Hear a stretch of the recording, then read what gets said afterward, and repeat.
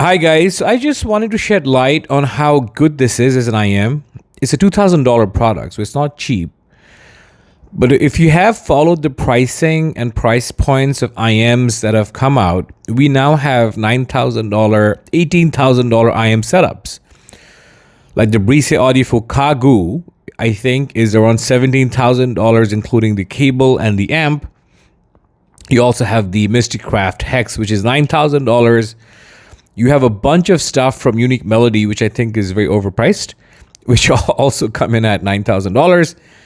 And then you have so much stuff that's priced around $6,000, right? And I also talked about, and I reviewed the Oriola's Straley, which is $6,000. My one of my favorites of all time, the Aroma Audio F1, which is $4,800.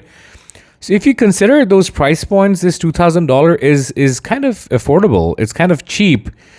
Of course, this is all relative, and I'm really impressed with how it does mid-bass punch.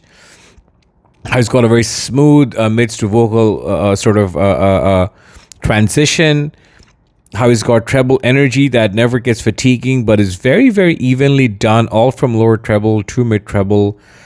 Doesn't seem to have a whole lot of air frequencies, which I think works really well because it does. This has this technology which makes it sound very soundstagey and spacious. I think they call it the P-Sync phase synchronized cavity design, right? So it's clearly a very premium looking IM. I've done a review of this, but I just wanted to give another shout out to this because this is incredibly impressive for the price. I've talked about his cable. It does have, a high-end cable. It's called a mica cable, and the cable. So these guys are, wonderful cable manufacturers as well. Their flagship cable. The cable brand is called Flash Acoustics, and whether it's like the very fine detail they're able to present, to the quality of the braid, the suppleness, the premium feel. Just look at the fit and finish of this sort of clip. The logo, the buttons, it's just extremely premium looking and feeling. And you get extraordinary value even at $2,000. Aerospace aluminum grade finish. So you might be wondering why I'm doing another review, because I honestly feel this deserves a bit more attention than just one review. I like it a lot. I like the tonality a lot. So like I said, it's got a very smooth lower bass to mid bass transition, and then a mid bass to lower mids transition. It does have a bunch of lower mids though, so it does remind me, in terms of vocal presence, a bit of the Sennheiser 600 series headphones, because it's a bit chesty, it's a bit warm, it's a bit musical because of the lower mids and the upper bass. Now, the upper mids, however, are not extremely protruding. They're not very offensive, which I really, really like about this. And then, of course, you have a bunch of treble between lower treble to mid treble, which does have the effect of making this sound a little more U-shaped, which is just nice. So, guys, I just wanted to say that although this is a $2,000 product, and I think a lot of people, I do end up reviewing a lot of very expensive stuff, I just wanted to make the point that it's not a huge step up to go from this $2,000 IM to this $5,000 IM.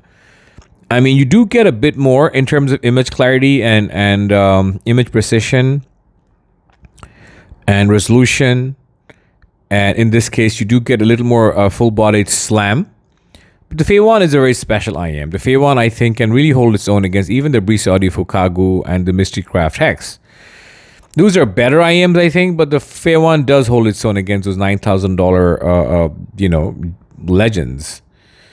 And this, I think, holds its own against the F1. So that's basically to say that, even though this is $2,000, in many ways, this is like a new sort of a milestone in what a $2,000 IM is capable of achieving, because it's so much better than the Sony IR Z1R in so many ways, especially its technical prowess. So much better than Sennheiser IMs, and honestly, I can't really think of many IMs, like whether it is from For Audio or a bunch of other more established brands, or whether it's from 64 Audio, in around the $2,000 price point, that would actually take the mantle from this. This could well be the best IM at $2,000. So that's it, guys. I just wanted to drop some additional thoughts on the Ice Labs Spectrumica, because I do think it deserves that level of attention. I mean, clearly the manufacturers have given this a whole lot of attention, so I do think, it's worth a mention. Guys, if you have come into this IEM at a, in show conditions, do keep in mind that tips will make it sound very different. The final audio tips give it more note weight and warmth. You can use a variety of other trips to, brighten up the sound or, dull the treble even. It does come in with a variety of tips. So, I'll leave a link to, a write-ups that showcase its full, unpacking, because it does have a plethora of accessories, and it is a wonderful site when you unpack it, because it's got a plethora of accessories. It's really, really well done. So I for sure will leave photos of that on my channel, perhaps in the community section, and I'll leave a lot of photos. I plan to, at least on HeadFi's Facebook group and all that. But it is a treat. It does make you feel like a king. For that, again, kudos to Ice Labs. I mean, these guys are very impressive. So yeah, thank you for watching, and stay tuned for my next one. Bye-bye.